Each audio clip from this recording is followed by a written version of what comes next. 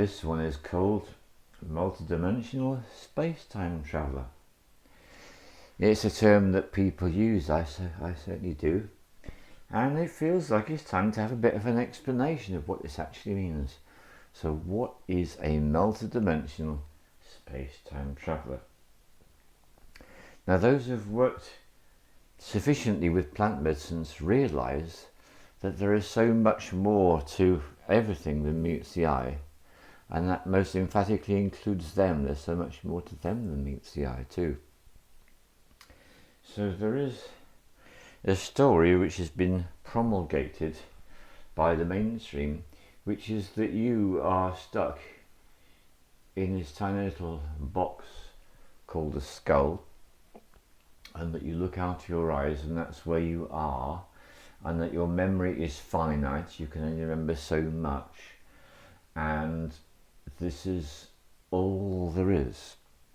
And in the 1960s, the early 1960s in the West, this view was unassailable.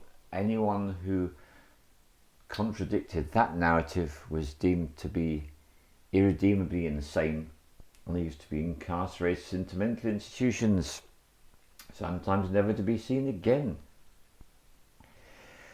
And then, in the late 1960s, everything changed.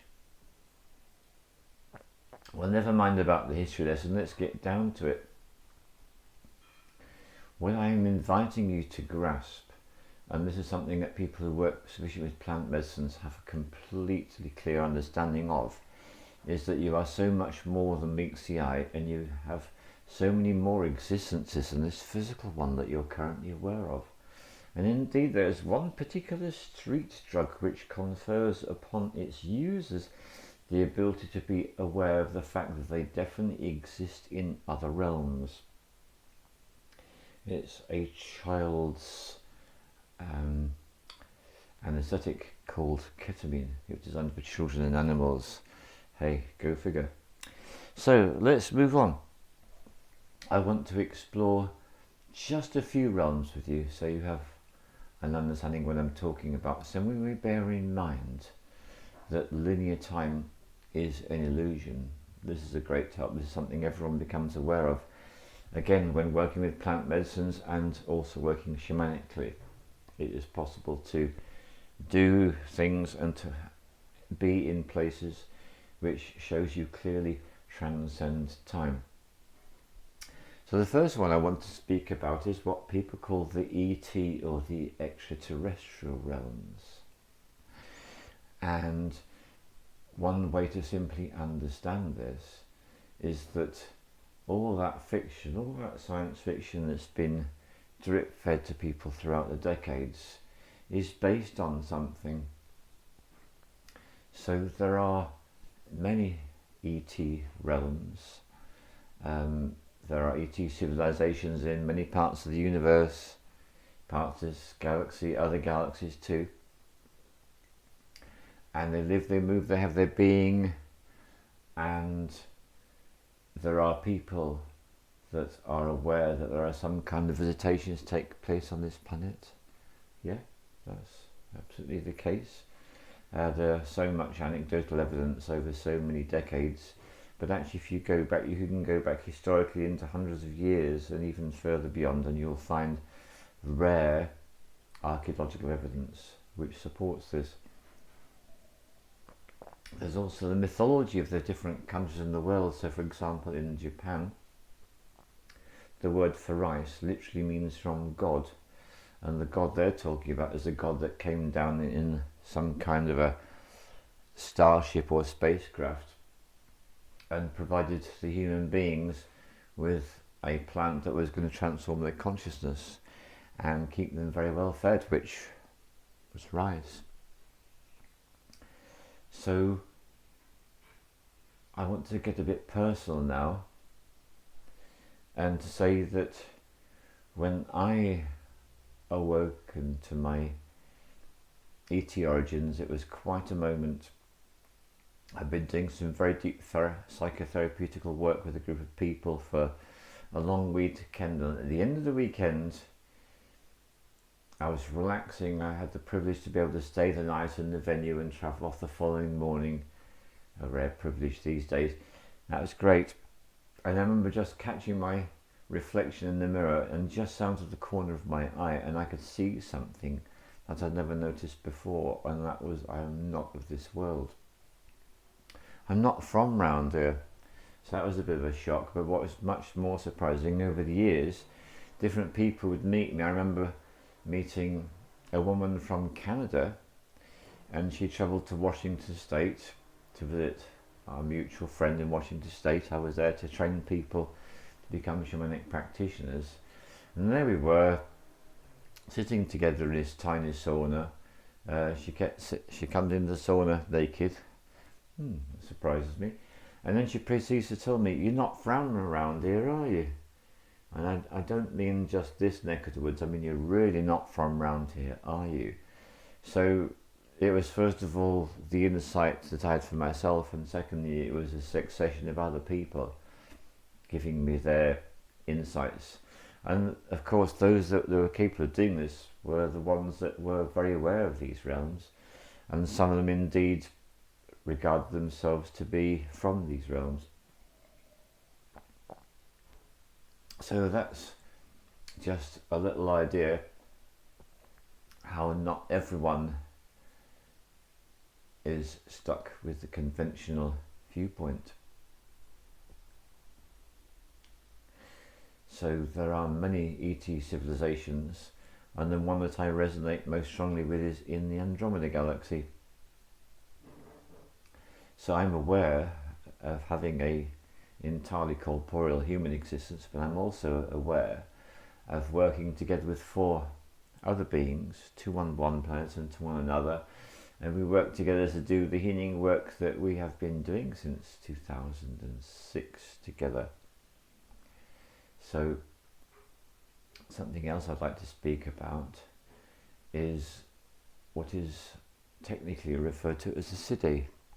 So the Siddhi is the term that's used to describe the realm of the elves.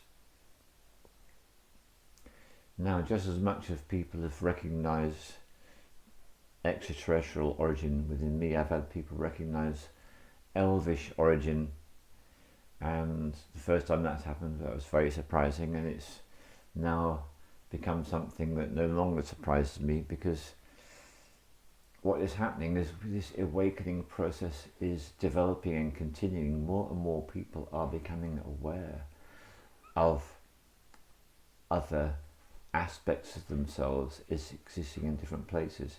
But let me be clear about this. When we're talking about the ET realms, we are still referring to life in this universe, in this galaxy, in other galaxies, but very much located in this universe. When we start to talk about the Siddha, or the Fae, or the fairy realms, or the elves, the realms of the elves, we have actually left this universe behind completely, and we are now in the realms of other dimensions. So the elves have a very particular series of qualities and attributes, and these are such that they do not relate to quite a lot of what normal human beings do. They have a particular antipathy and a revulsion for any kind of violence, for example. They are not terribly serious, and they do like to play tricks and mess about. That's very much part of their nature. They're not entirely serious beings. And there's something else that they have in common with the extraterrestrials, which is they're not fully physical beings in the sense that you and I would understand. And one of the ways that people might become aware of an extraterrestrial is if they see something out of the corner of their eye. And the famous thing is people look up at the night sky and they see a movement like some kind of a spaceship just out of the corner of their eye, and they're not really sure whether they saw it or whether they didn't. And in rare exceptional circumstances, that vehicle may manifest itself for just long enough for them to see a little bit of something going on, but it's all a little bit confusing. It's not completely clear. And that's because they exist in a realm which is a more subtle vibration from the one that we exist in.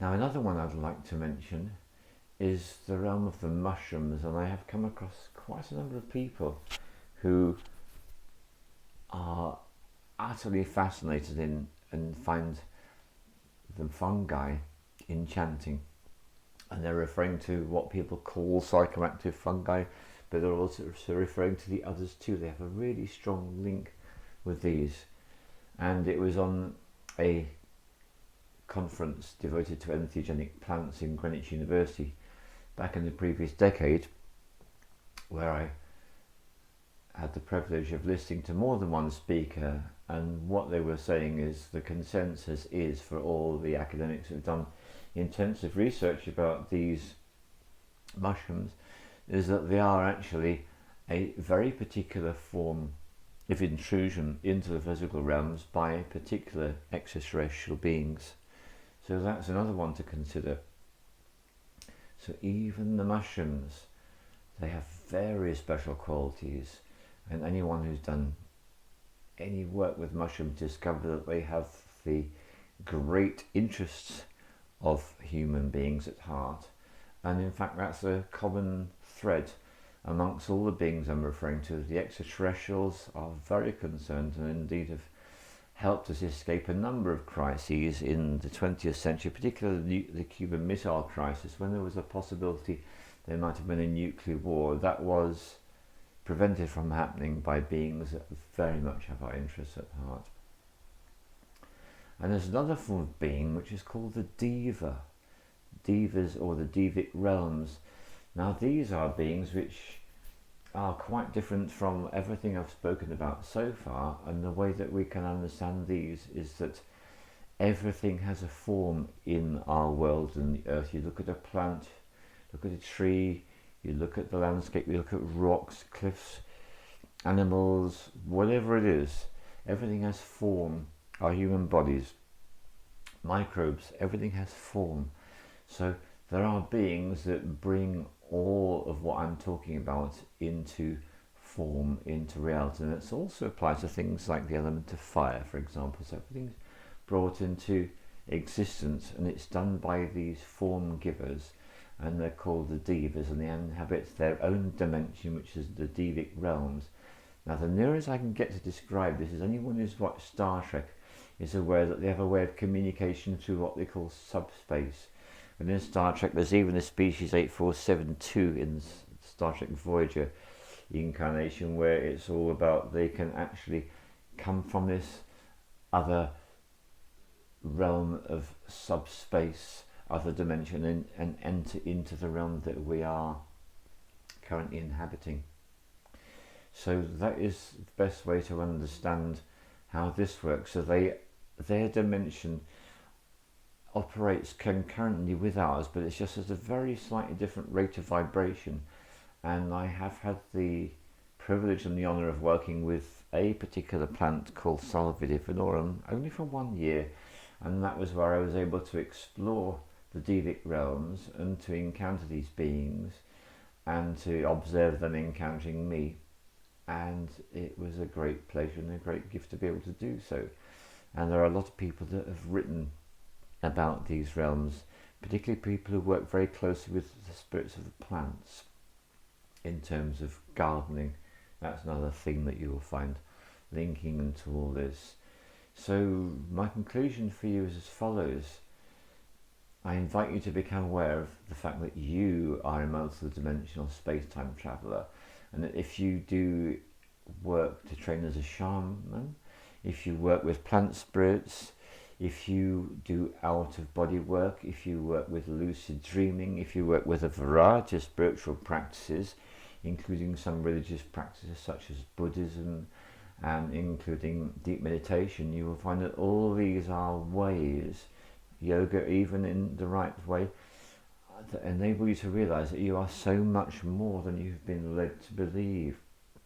And I personally find it a great comfort to realize it, as well as being a member of the extraterrestrial races out in the Andromeda Galaxy, and as well as being a corporeal physical human being with more than 300 incarnations as a shaman so far. I am also a member of the elvish kingdom called Lalu, and elves are alright. We enjoy our existence, as do all other forms in this multidimensional space-time continuum. So thank you very much for coming with me on this little journey, and I'd like to finish the way I started, so here we go.